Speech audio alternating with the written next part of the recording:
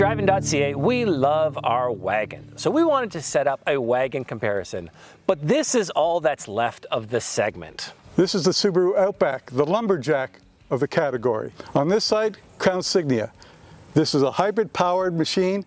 It is the sophisticate of the group. Seeing as we've gone over pretty much into the SUV category, we're going to take a look at how they stack up in terms of practicality, efficiency, and general driving impressions and ease of use. Well, we have to start somewhere, so let's start with practicality. All right, let's go check out their trunks. When it comes to the trunk space, on paper, you see a bit of an advantage for the Outback, which has 980 liters of cargo space in the trunk versus the Toyota Crown Signia's 700. Now, it sounds like a big difference. When you actually look at the trunk space, the Crown Signia looks a little bit wider and it's plenty deep, so it easily fits the golf clubs, whereas it's a bit of a squeeze in the Outback. They both have the same kind of flexibility of 60/40 folding seats with handles in the side of the trunk walls to release them so you can drop them from the back, and it opens up the same kind of advantage. 2,200 liters in the Outback, over 1,800 in the Crown Signia, but still, a lot of that space is at the upper portion, so unless you're filling it to the roof, you're not going to necessarily notice that cargo space difference. What about the passenger space, Brian? So, talking about seat room, if we're talking absolutes, the Outback has more headroom and legroom front and back, but practicality, there is plenty of room in the Crown Signia, both in the front seat and the rear seat.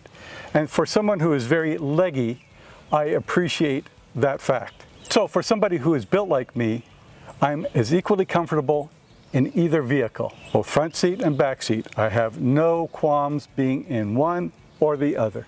Yeah, these two both really deliver on the practicality front, so I don't think anybody will feel shortchanged in either of these.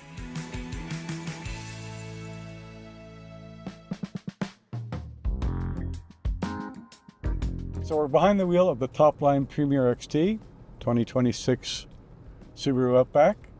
I guess, Jonathan, we should talk about what powers it. So this one, being the top trim, has the 2.4-liter turbo horizontally opposed four-cylinder Subaru's signature boxer engine, and in this application it makes 260 horsepower and 277 pound-feet of torque, and it's got quite a throttle response, doesn't it? How do you feel about the power? You know what? It's tricky. Off the line, you got to feather the throttle, or else it's going to jump on you. 8-speed manual mode for the continuously variable transmission. Full-time all-wheel drive, Subaru's famed symmetrical all-wheel drive. That system is one of the best all-wheel drive systems you can get in any mainstream vehicle. Absolutely, and the all-wheel drive system pairs nicely with 220 millimeters of ground clearance in this standard Outback. If you go up to the Wilderness, slightly off-roady version, you get an extra 20 millimeters. That's 240 millimeters. Both are over 8 inches of ground clearance. That's plenty of ground clearance. This is a nice, rugged SUV that's going to handle some rough roads. It's what I call lumberjack light. The Wilderness, of course, is the full lumberjack version, but yes, this is a fabulous winter vehicle.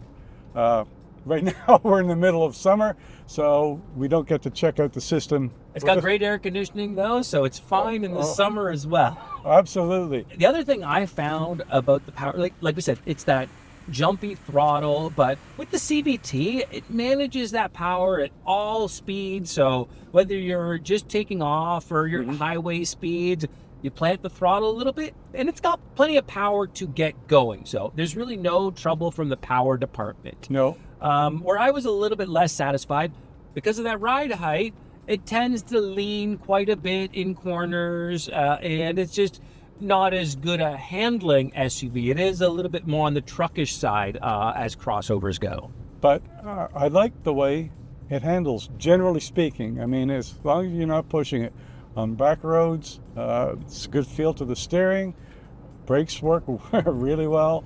I don't find it leans all that much, but mind you, I haven't been pressing it into the corners. Maybe I'm a little bit more excitable. You know, I've heard that about you, so. The tall suspension also means it really absorbs bumps quite well. It does. Right, so it's definitely rough roads, but also rough city roads. So if you're in the city and some of those horrible potholed roads, this thing should survive it quite nicely. Out on the highway, I also found this car to be a little bit better, mainly for one reason, and that's because I find this engine note is much more pleasant. I find this 2.4, it's kind of smooth. It's got the turbo, but if you're steady driving along the highway, it's nice and smooth. How did you find it driving on the highway? You're right. It's quieter than I would have thought.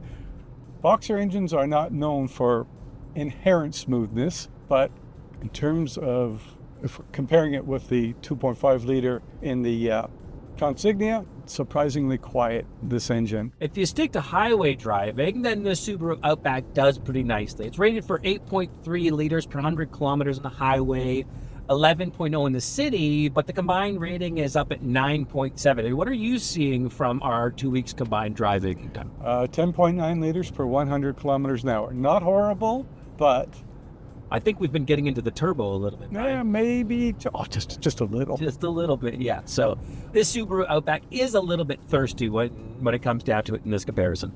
In comparison, yes. Though I think for the segment, you really can't complain. And I'd say the pricing is also kind of normal. It's like Subaru Outback lineup pricing starts in the low 40s, and up here, the Premier XT trim, it's $53,000. This is the fully loaded model. So we got a lot of features to talk about. We're gonna hop to that in a minute, but first, I really thought parking this thing was great. That's one of the areas where this also has the advantage. Absolutely. Great camera system, and just the length of it. It's easy to park. I back into my parking spot at home all the time.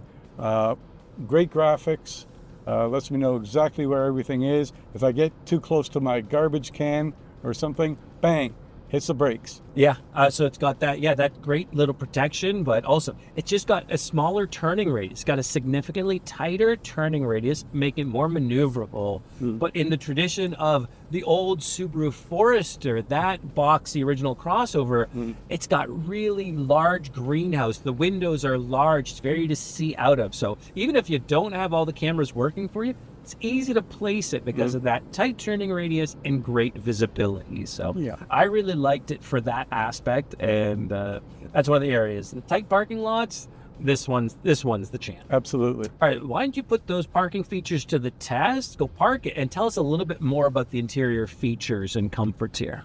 Okay, well, let's pull over here. Good a spot as any.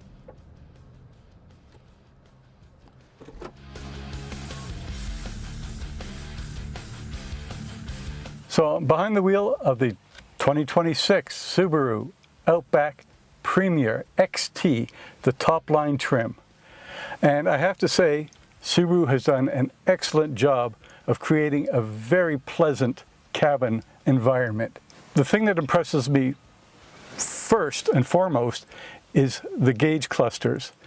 They are bright, clear, high resolution, a lot of information. The gauge cluster is configurable. So by pressing this button, you get all sorts of different information. Wow! I've got fuel economy, I've got a tach, I've got speed, I've got all sorts of little widgets down here at the bottom. And then there's the infotainment display, a 12-inch display. Again, great graphics. And like when you put it in reverse, the camera is precise, gives you a clear view of backing up. Other things I like, well, I like the interior, I like the looks of the interior. This is kind of a two-tone. Yeah, the primary shade here is this brown Napa leather, but it's offset with some, pretty decent black trim. Another thing I like in the top trim, of course, is that you get, of course, a heated seat, but you also get ventilated front seats as well. And a heated steering wheel, not that you need it right now. Gripes, I really can't say there are any that stand out. It's a well laid out conventional dash.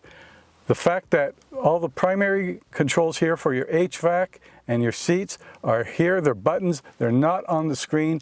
More car manufacturers need to go back to that hard button system. That about covers the interior of the Outback. So I think it's time to do some driving. We're going to hop into the Crown Signia and see how it handles.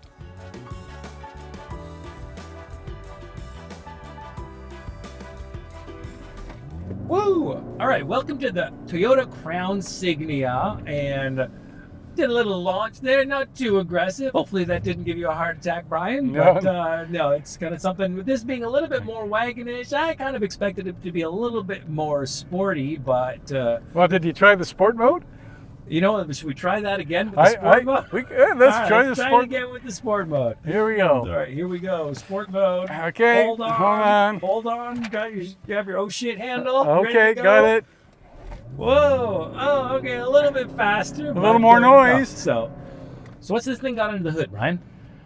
What it's got under the hood is typical Toyota fare for a hybrid system. So we're talking the 2.5 liter 4-cylinder. We're talking the nickel metal hydride batteries. There's going to be an electric motor up front. There's going to be one at the back. 240 net system horsepower. Not bad. Not bad. Not great. No, it's no Outback. I have a tough time figuring out if it just feels more underpowered because of how noisy the engine gets, or if the fact that that's just causing me to lay off the throttle a bit more. So I'm really actually driving more slowly in order to avoid the engine noise. So it does get going quickly enough to merge with traffic, but that's not what this car is about. This is basically the air of the Toyota Prius V. Okay, or the Venza. Yes, the Venza in terms of its size and practicality, but at the same time, this seems like it's a hybrid forward car. It is not about the sporty, it's not a sport wagon like we used to get from Volkswagen. No. It's very much a hybrid identity, and it does that very well. Very well. Yeah, let's take a look at the fuel economy reading. I see 6.4 liters per 100 kilometers.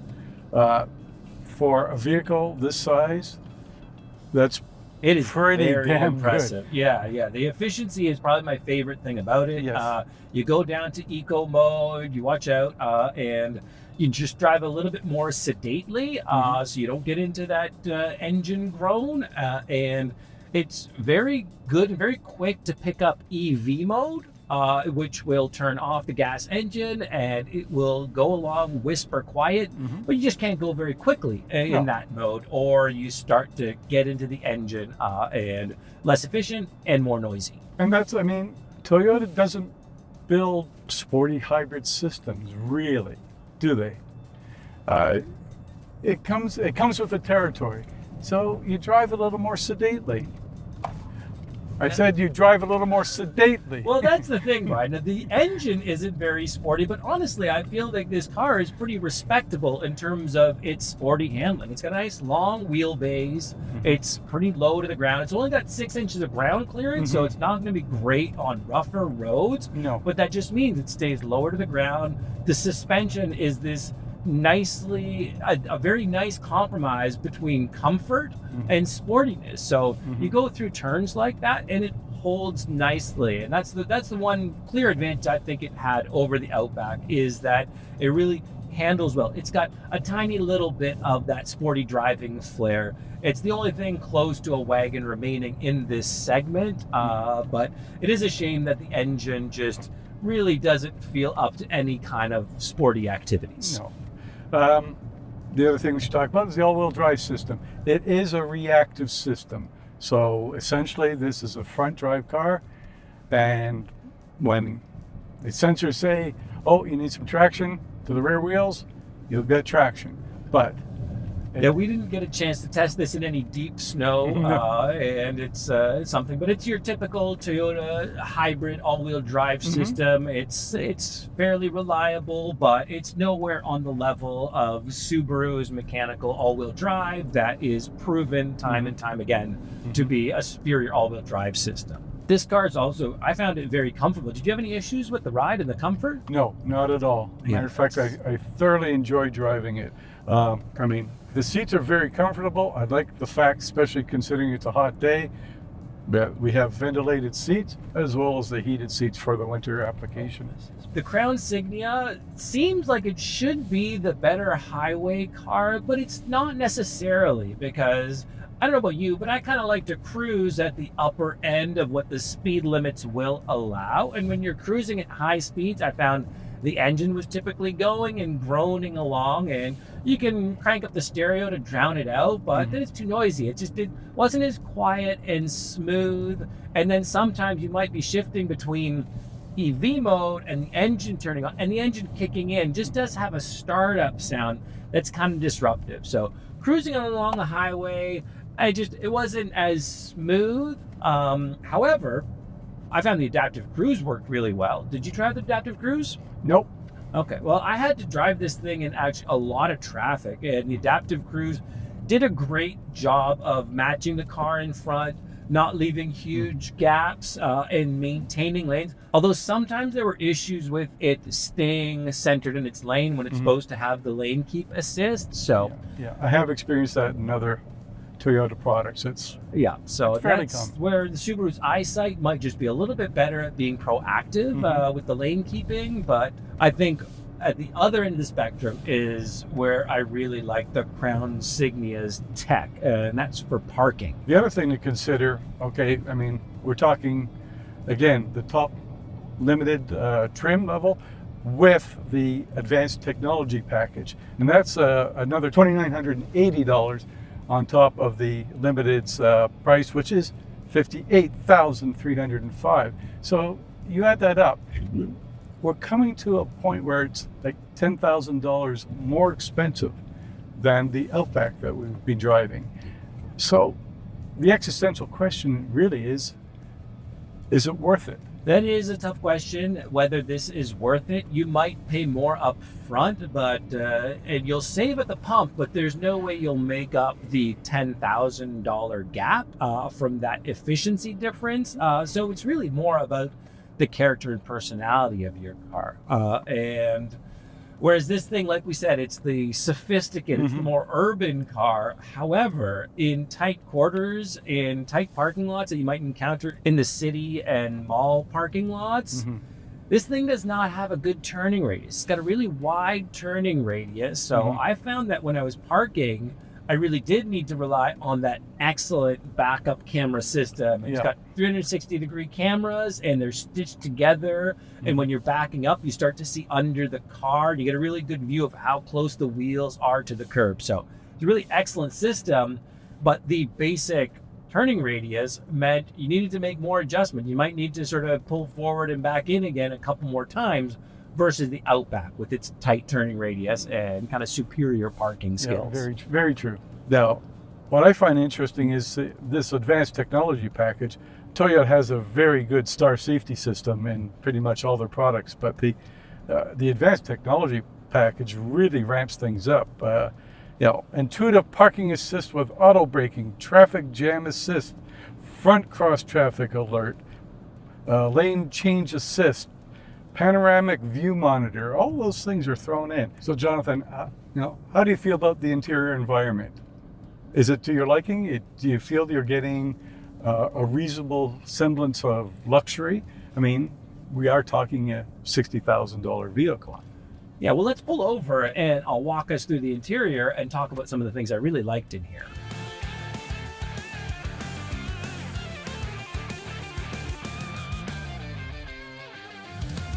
So the Toyota Crown Signia is easy to drive and it's easy to park, and this interior is also very easy to live with.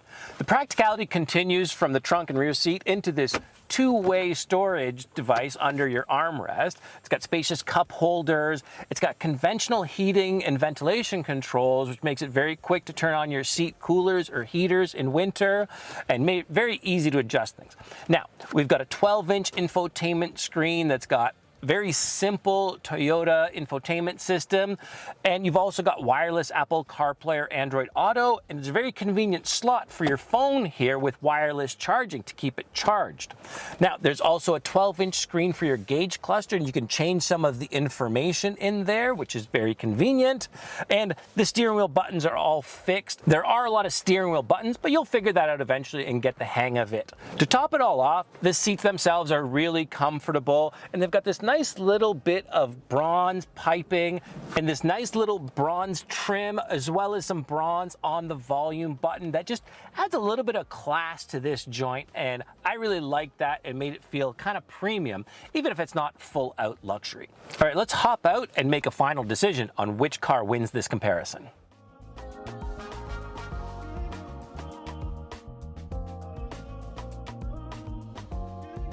After picking over all of the details, we do have something of a split decision. As we said, the Outback is the lumberjack, and it's powerful and it's got a bit more speed. It's kind of a wash in practicality with plenty of rear seat space and cargo space, but the Toyota comes back with a lot of efficiency, and it's the sophisticate. It's a little bit prettier, it's a little bit nicer on the inside, but these are both great for different kinds of families or buyers. Well, I'll tell you where I'm at. If we were shooting this 6 months ago in January, which was one of the coldest, snowiest winters we've ever experienced, I would be all over the Outback. For all the reasons you mentioned, plus it has a superior all-wheel drive system and more ground clearance. Yep. But here it is, July. We've had record heat, and so to me, fuel economy, because who knows, is there global warming? I kind of think so. So I will go with the Crown Signia. It has far superior fuel economy, great fuel economy, and it's a prettier looking vehicle. But I do understand for a lot of families, the Outback makes more sense. If you got stuff to put in the cargo area, if you got a whole family, if you're going off-roading, maybe some people go off-roading. The only thing where the Subaru Outback becomes a clear-cut advantage is that ground clearance. If you need that, then yeah, the Subaru's got to be it. But with the efficiency, the style, and the practicality of the Crown Signia, looks like it's our overall winner. And with that, the winner of our comparison is the Toyota Crown Signia. For Driving.ca, I'm Brian Harper. And I'm Jonathan Yarconi. Don't forget to check out the site for more reviews, news, and features about SUVs and other family cars.